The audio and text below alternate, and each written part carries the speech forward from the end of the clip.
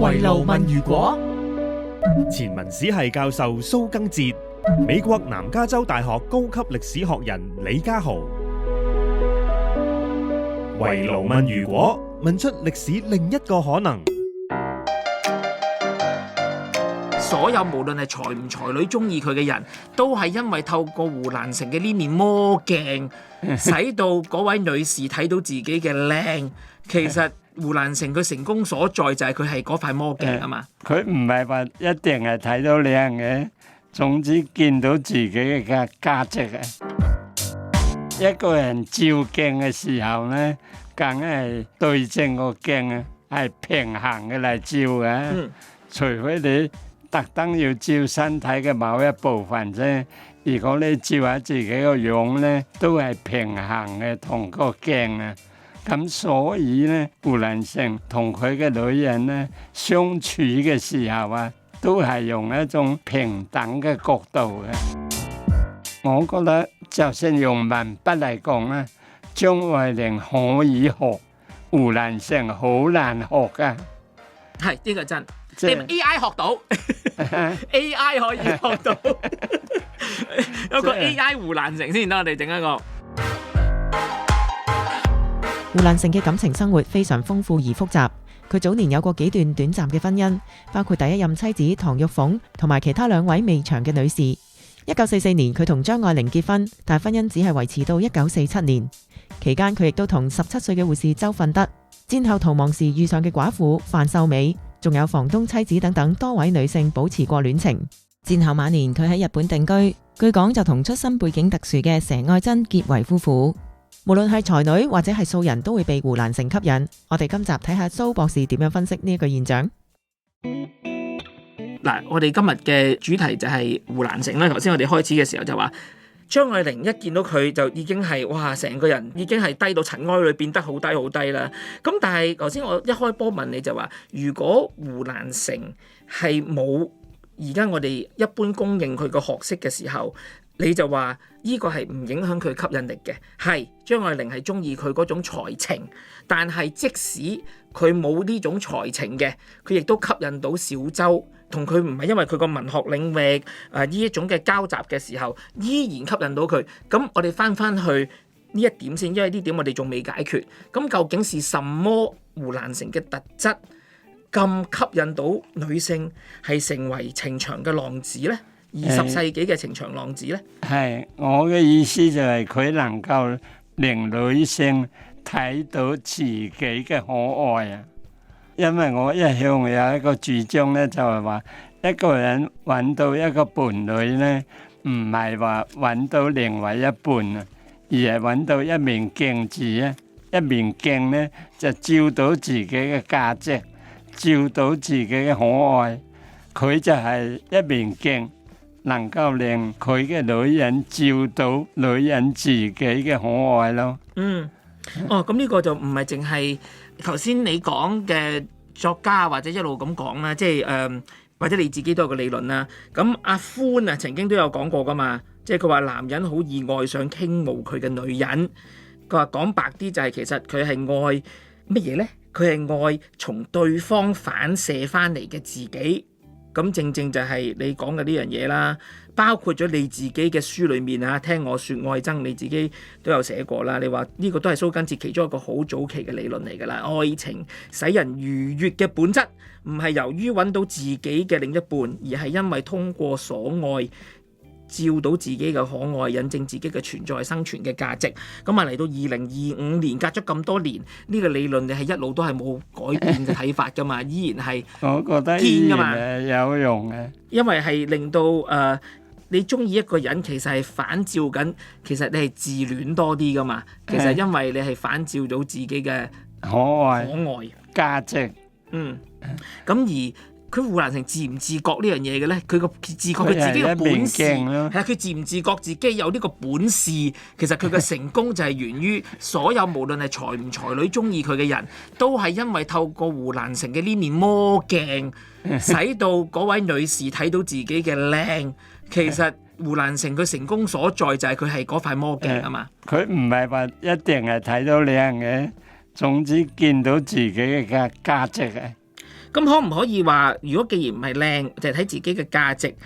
咁基本上，如果當嗰個嘅戀愛對象嚇同自己互動嘅呢塊鏡或者呢塊魔鏡，如果到最後胡蘭成或者呢塊魔鏡係移情別戀嘅時候，即係如果呢個理論我哋繼續延伸落去啊，咁啊其實就係照出自己嘅唔可愛噶咯喎。失戀就係因為個魔鏡變咗啊嘛。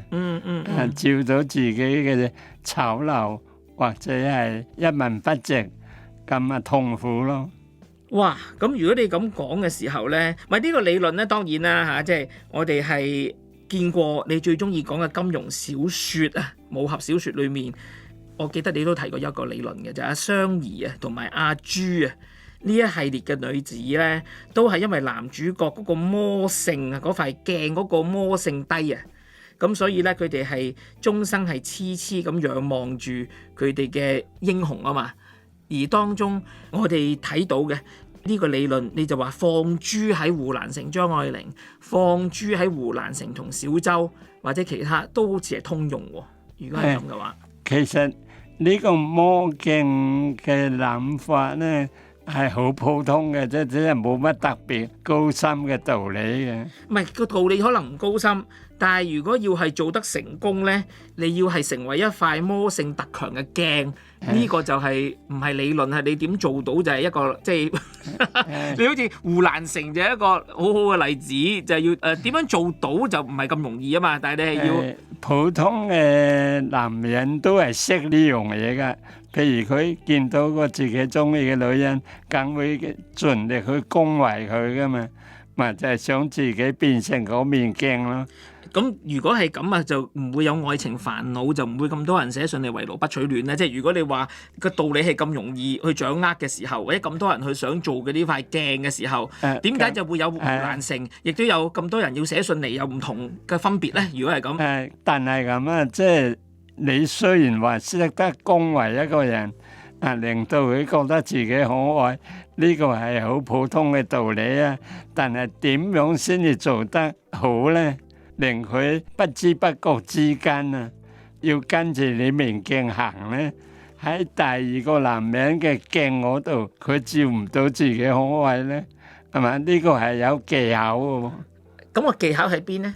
個技巧就根據每個女人唔同嘅特質啊，佢先至去顯示呢個鏡嘅光度、角度，令佢不知不覺之間覺得喺呢個男人面前，原來我真係幾好嘅。哇！呢個就好哲學性啦。你覺得胡蘭成係咪好自覺自己係做緊呢一個鏡嘅角色喺邊個？唔係，即係我意思話呢樣嘢係喺胡蘭成嘅血液裏面運行。其實佢係潛意識已經做緊，定係你覺得其實佢好深知道佢而家做緊嘅係一面魔鏡，而係折射緊唔同嘅角度。譬如佢同小周嘅交往，同張愛玲嘅交往，同唔同人交往，其實佢係好自覺地係折射緊唔同嘅角度，或者點樣相處。嗰個喺佢血液運行嘅條件反射，定係話其實佢好自覺地係自己係知道。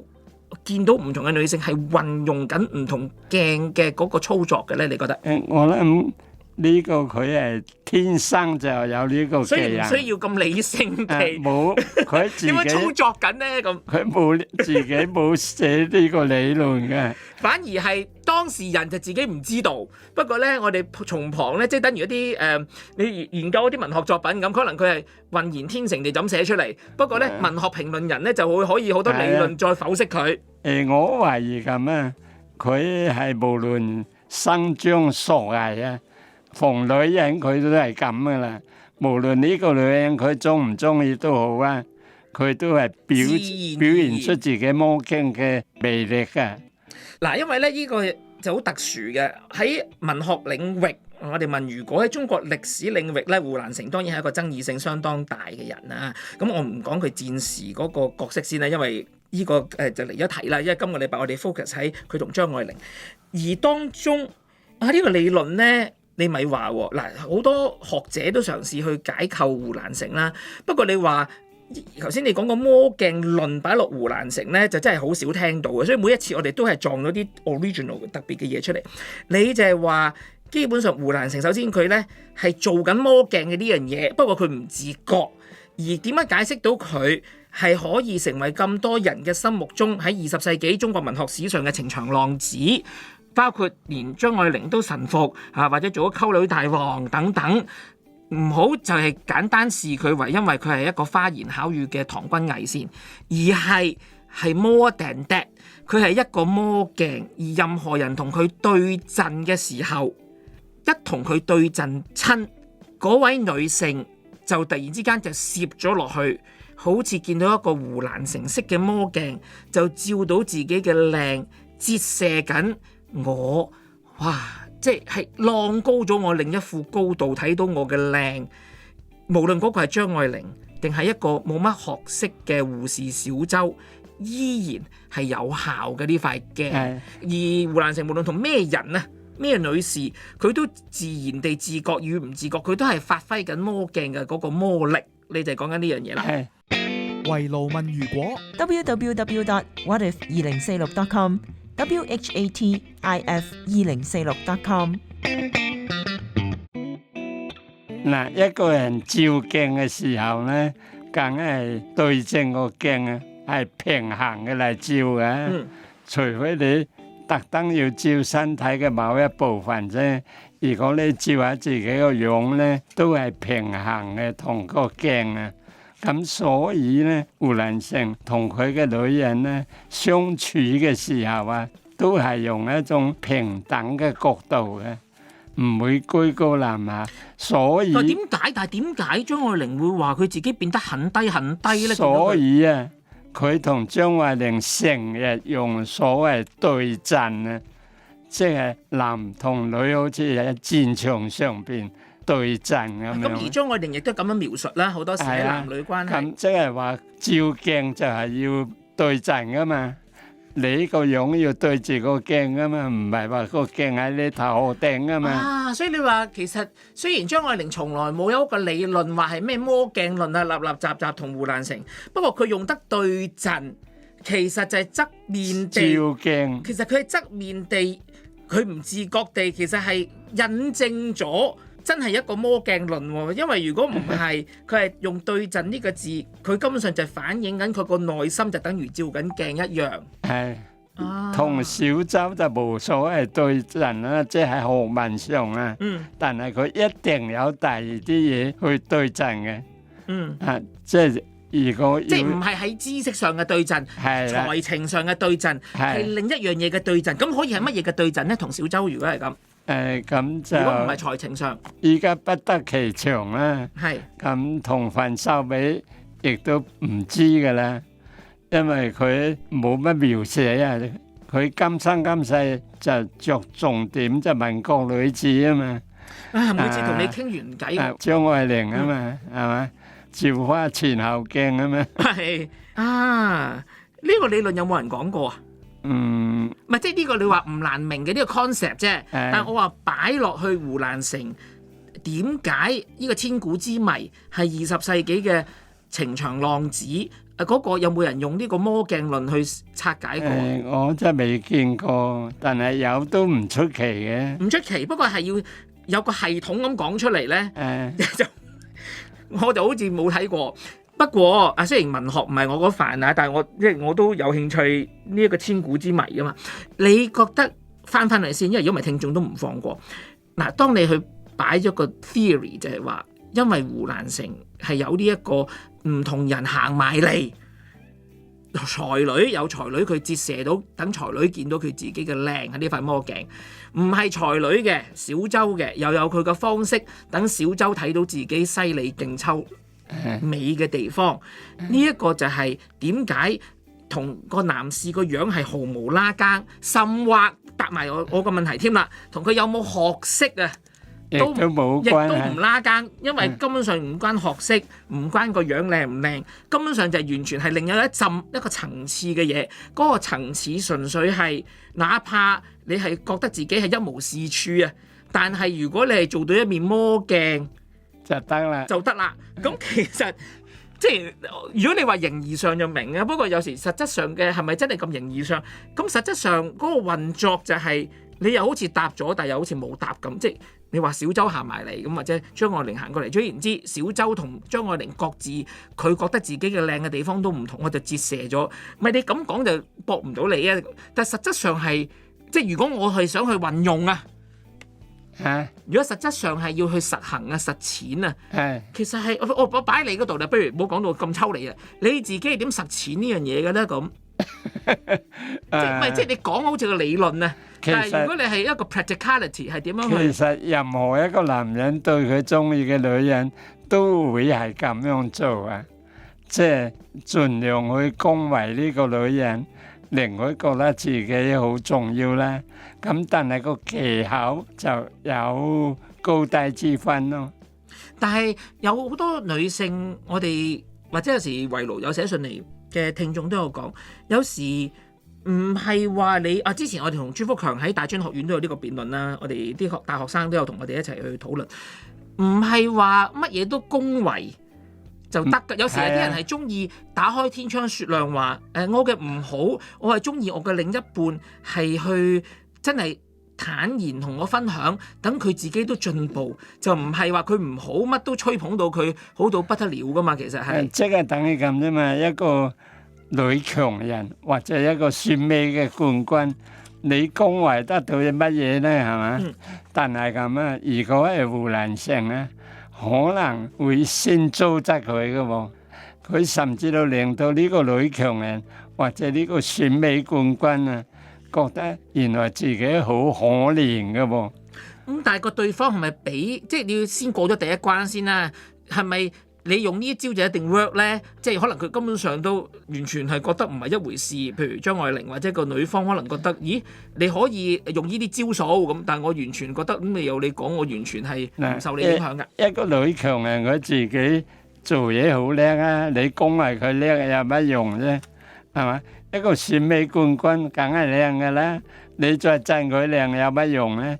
即係話咧，如果有個人對蘇更哲有興趣嘅話咧，佢要不斷係覺得踩你唔係才子先，你寫啲專欄係垃圾，即係要係咁樣對你先得，係咪咁？係咪？即係蘇更哲有啲咩咁巴閉，係咪要咁樣？能夠令到你覺得自己嘅專欄真係垃圾噶嘛？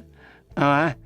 佢咁嗰個人真係要係才女先得喎，又喂咁你正常人點可以令到你覺得你寫嘅專欄係垃圾咧？對女強人對選美冠軍讚美係冇用嘅，咁但係佢可能會令佢覺得原來自己都係好可憐嘅喎。OK 嗱，咁我要擺翻落去今日嘅討論題目先，即係你覺得有可能我哋解構一下啦，冇辦法，呢一個節目咧好玩在，因為佢問如果，因為有啲嘢咧你要係 imaginary， 你先至可以解到個真相，呢個就係問如果嘅精神。你就係話胡蘭成當年可能最初同張愛玲嘅交往，雖然張愛玲後來可能都解到點解張愛玲話覺得一見到胡蘭成就變得很低很低啊，其實你係覺得可能胡蘭成最初有意與無意地使張愛玲覺得其實佢所謂嘅才情，哪怕你話佢出身於話佢個家庭家族使佢成為嗰種才華橫溢，但係胡蘭成係有佢個方法令張愛玲質疑自己，其實可能佢嘅才華都係不值一哂，其實都係唔掂當嘅。你係覺得佢係有一種先開咗呢一楷嘢先？其實佢係胡蘭成係心理學大師啊，係操縱人嘅心理嘅。咁你覺得佢係操縱到，使到張愛玲哪怕全世界都讚佢，哇！啲小説又好好睇啊，又尖酸啊支筆，佢係首先可以令到張愛玲都覺得自己係唔係大家講到咁勁嘅？當然佢張愛玲會因為同佢對陣而睇到自己嘅價值啊。但係你話係睇到自己價值係後啊嘛，佢最先嗰楷係要打冧咗佢對自己嗰種驕傲嘅睇法啊嘛。係，佢就用自己嘅學識打冧張愛玲咯，所以佢咪低到陳威女咯。咁所以你係會覺得胡蘭成嘅才情同學識其實係高過張愛玲，因為要張愛玲要咁覺得，咁佢一定要係佢係高過張愛玲，令到張愛玲咁先覺得到噶嘛，係咪？佢其實係高過張愛玲嘅。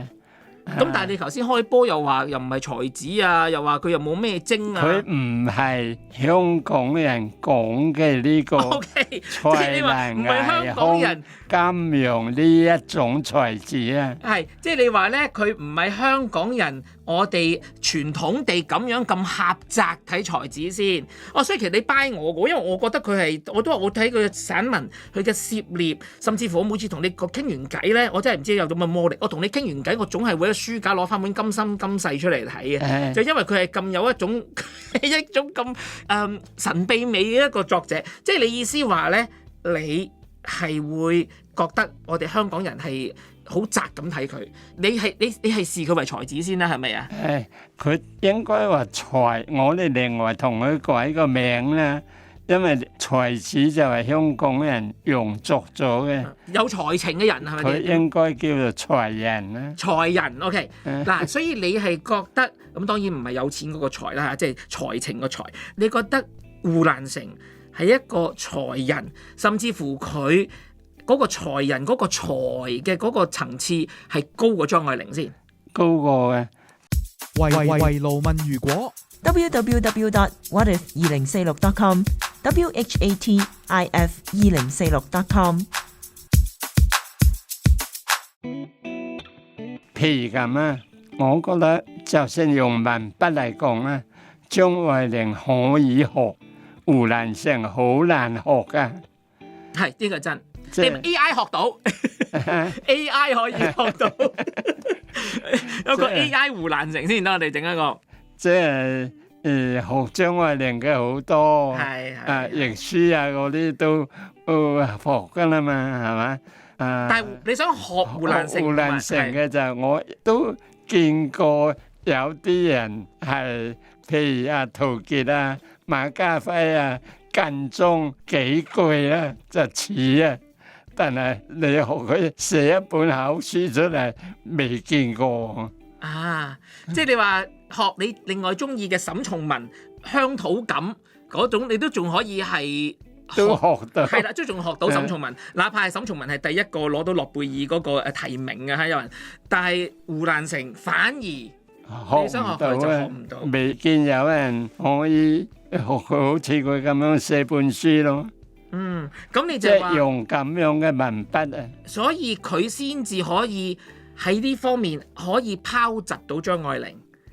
先至可以食到佢，令張愛玲覺得自己都唔係咁高，咁先得。係佢拋擲張愛玲咧，就主要係學識，就唔係文筆啊。文筆係如果我哋講山河歲月啊、今生今世啊嗰啲係後期嘅嘢啊，佢早期嘅文筆其實並唔係咁突出嘅，佢一般寫正論嘅多啊。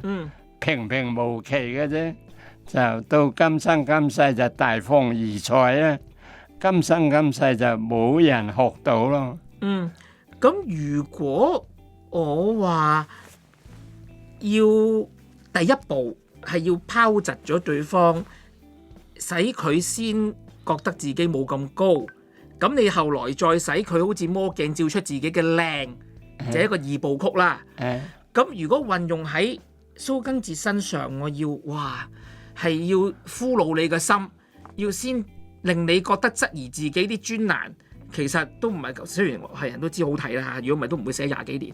首先要令你覺得自己嘅專欄好垃圾先，咁嗰個要係個才女，係咪先可以做到呢個效果呢？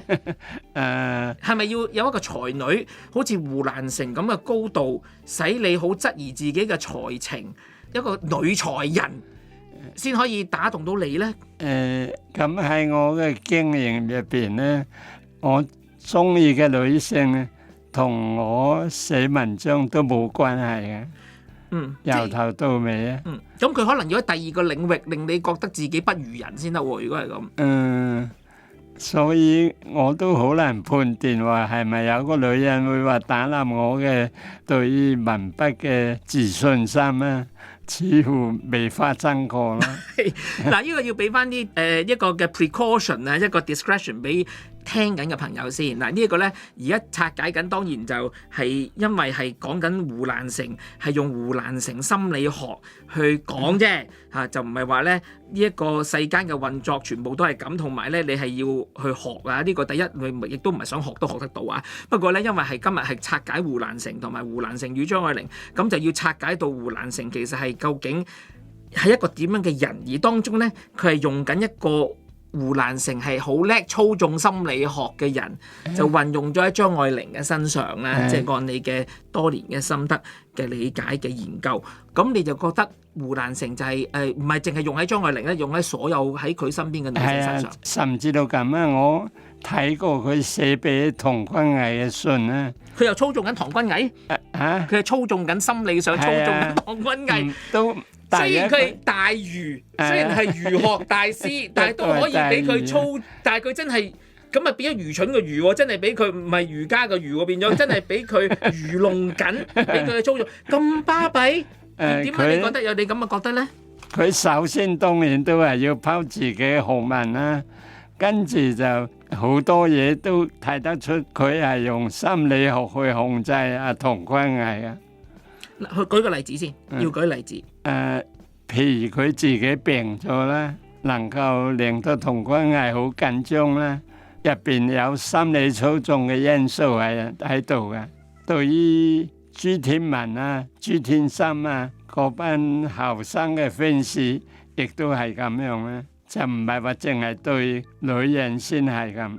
所以佢係有佢呢個方法，點解令到人係會咁咧？係咪？係啊，即係我等於我記得你同我講過，呢個理論都可行㗎。我曾經記得你同我講過話，我哋香港有另外一個才子啦嚇。咁你話咧，好多人都唔係好明白點解佢好中意同另外一個文化人係好離奇地中意，好都要揾佢傾偈，而嗰個人就成日都係要用粗口問候佢，但係佢就好中意同佢傾偈㗎喎，咁樣。你就係話，其實都係有一種佢哋獨特嘅交往，係解唔通嘅有時。不過又唔係完全解唔通。用粗口鬧呢位才子，我明白呢個道理啊，但係我做唔出啊。即係我知道呢個才子好中意呢個俾人用粗口嚟鬧啊，好享受啊，但係我做唔出啊。唉，我知道啊，呢個才子有開咪㗎，不過你就係話你都同佢係好朋友，你亦都知道佢好中意俾人用粗口問候，佢係中意喎。個問題係，所以佢成日咧就揾一位朋友傾偈，嗰個文化人嚟嘅都係咁啊出版人嚟嘅，咁佢樂於經常用粗口問候佢，而大家就好水壺，好爽快，好有水壺感。不過咧，雖然咧你好知道，當然識你嘅人知道，從來都唔講粗口，冇聽過你講到粗口，你係講唔出，所以咧你就從來咧，雖然你知道嗰位朋友中意，但係從來你做唔出嗰種有粗口嘅水壺感嘅嗰種交往，變咗好難話好深切嘅融入佢嘅朋友圈入邊。如果你後生嘅，我要澄清下，講緊水壺傳嗰個水壺啊，唔係飲水嗰啲水壺啊。如果你誤會咗嘅話。今集拆解咗胡蘭成非常厲害嘅操縱心理學，下一集兩位繼續討論同埋分析呢一位文學才子嘅背景，睇下點樣能夠造就文壇兼情場嘅高人。www.whatif2046.com WHATIF2046.com 圍爐問如果，問出歷史嘅另一個可能。